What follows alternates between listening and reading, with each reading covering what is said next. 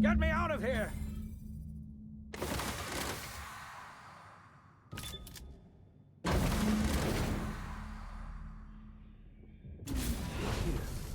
You made it. I can hardly believe my eyes. You didn't have to do this, you know. Risk your life just to save mine.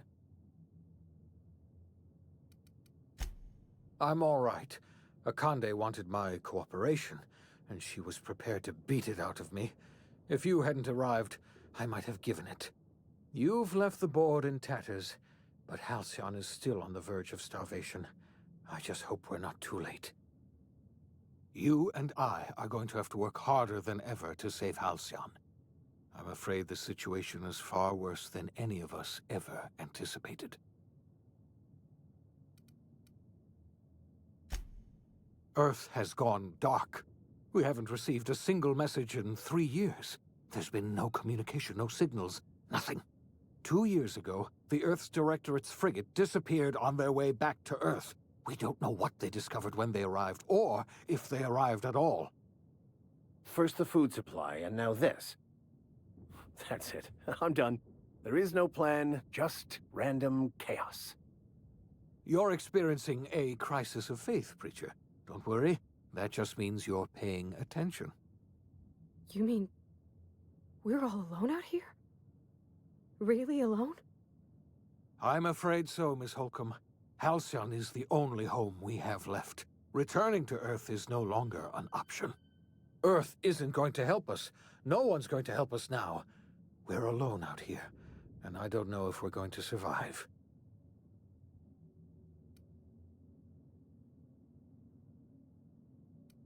Yes, certainly. I'll help however I can. I don't know what happened, but something must have gone horribly wrong.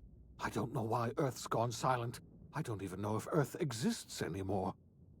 We have no connection back to Earth, and return is likely impossible. We're completely alone out here. I heard it from Akande herself. She tried to pressure me into joining her side, you see. Tried to make me realize that all hope is lost, and that we are alone. She was half right. We are alone, and we're going to have to fend for ourselves, because there's no telling what's happened to Earth.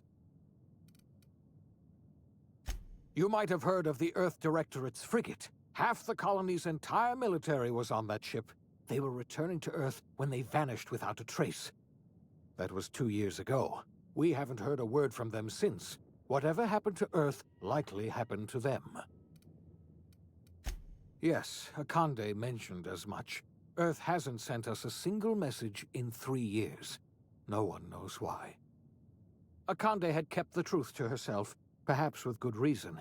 Can you imagine what would have happened if word got out? We'd have utter pandemonium. I wasn't trying to hide the truth from you, but after all you've done, I owe you an explanation. Yes, I experimented on the Hope's colonists. Each of my experiments ended in catastrophic failure. Each of my subjects died in agony. You are my first and only success. I didn't tell you about the others because I didn't want to burden you. My failures are my own to bear, not yours.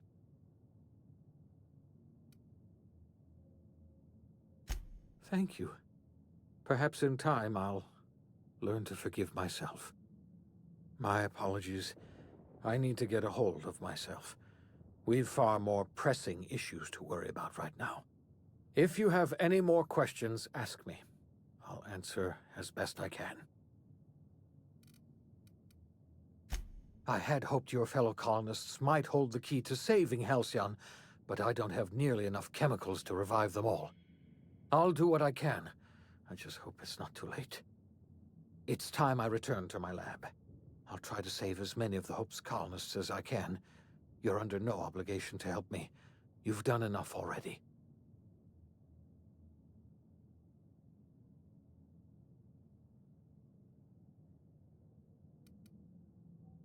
Thank you. I'm going to need all the help I can get. I know I've asked too much of you already. I revived you into a strange and unfamiliar colony. I put your life at risk. I made you an accomplice to my own ends. We were going to save this colony, you know. That's what I told myself when I pulled you from the Hope. You and I were going to set everything right. Now, I don't know what to think. Earth is gone, and we're going to need a miracle to survive another generation. I always suspected Halcyon might collapse one day. I just thought we would have more time.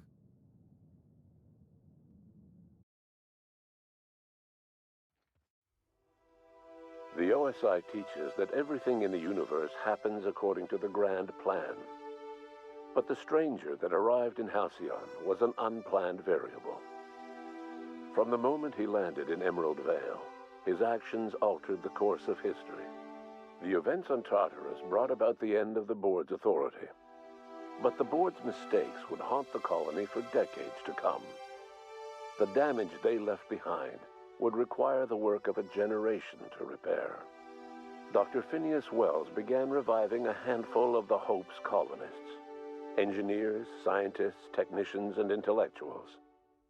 They were among the brightest minds the Earth had ever sent out into the stars. The Hope scientists and engineers woke up in a colony descending headlong into total collapse. With no way to return to Earth, they had no choice but to band together and devote themselves to the cause of saving Halcyon. The people of Halcyon were nothing if not hardy. In the absence of the board's authority, many of the colony's settlements banded together with a single purpose in mind: survival. Life was especially hard in the years to come. Some towns dissolved by attrition and starvation, but most of them found a way to carry on. In the years to come, Halcyon was forced to reckon with its newfound freedom. The board was gone, and for better or worse, the colony was responsible for its own destiny. As the colony struggled to survive, the inspirational story of the iconoclasts spread like wildfire, and Graham was able to bring many of the smaller Territu townships into the fold. However, his zealous obsession with spreading the word blinded him to the needs of a growing organization, and the movement was unsustainable at scale. The iconoclast way seemed to work best, and ultimately petered out on Monarch. Adelaide McDevitt replaced Reed Thompson as the leader of Edgewater. She and her followers transformed Edgewater in their image. Anyone loyal to Reed was pressured into leaving town, and those who stayed behind adapted to her way of life. Adelaide transformed the old cannery into a new garden. The nearby Edgewater Cemetery provided a convenient source of fertilizer. As for Reed Thompson, it was said that he lasted exactly 2 days outside the walls of Edgewater. Years later, a marauder was found in possession of his hat. Junlei Tennyson fought to protect the groundbreakers' independence. While the board's influence faded, mechanical difficulties forced her to rely on parts that only corporations could provide. The cost was high, and time would tell if Junlei could balance the work with her aspirations for a better future. The rediscovery of the Hope and the abandonment of the lifetime employment program forced Byzantium to come to terms with some uncomfortable realities about the state of Halcyon. While Byzantines were reluctant to surrender the luxuries they'd grown accustomed to, the board's diminished authority gave them little choice in the matter. Nearly everyone had to learn to make do with less. Some even had to get jobs. It was a dark time indeed. Even the Gorgon asteroid, though a distant enigma to most of Halcyon, felt the aftershocks of your actions. The Gorgon project created divisions among Wells' newly awakened scientists. Many wanted to let the facility and its failures rot, but others saw an opportunity to improve the work of the original scientists, and perhaps the lives of Halcyon's masses. Minnie Ambrose made a compelling case for the benefits of an improved adrenatime formula, one that could reinvigorate Halcyon's exhausted, malnourished workforce. as they fought for survival in a new and uncertain world. She led the project, committed to reasonable schedules and honest reporting. In spite of everything, the Gorgon asteroid remained a sobering reminder of the potential for progress and disaster in humanity's most ambitious efforts. After all he'd seen and heard adventuring with you, the vicar Maximilian de Soto renounced his faith and joined the effort to rebuild the colony. Ironically, he finally found the joy that had eluded him over the course of his life, and realized that perhaps he was always meant to be just a simple laborer after all. He quickly dismissed the idea. Though Parvati eventually grew comfortable aboard the Unreliable, she never quite came out of her shell, and she often wished aloud that her dad was still alive to teach her about the finer points of starship care and maintenance. While the colony fell into chaos, she found an island of relative peace with Ada, and they formed an unusual bond.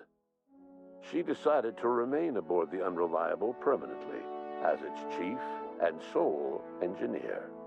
Nyoka returned to Monarch to take another crack at making a permanent life for herself. She formed the Charon Group, a mercenary outfit of ragtag survivalists and wilderness experts.